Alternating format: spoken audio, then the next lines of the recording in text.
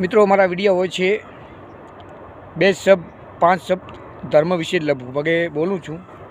આ ધરતી પર સૌને બોલવાનો અધિકાર છે, જ્ઞાન અને ભાનનો। એક કહેવત છે, આ ધરતી પર ધરતીનું કહેવું છે કે જગની જણ તું ભગત જણજે, કાં દાતા ને કાં સૂર, નહીતર તું રહેજે વાંઝણી, તારા મત ગુમાવીશ નૂર। અહીં ધર્મ ને અધર્મ થાય છે ને એની કુદરતી ઓટોમેટિક પદ્ધતિ મનુષ્યને આપી છે।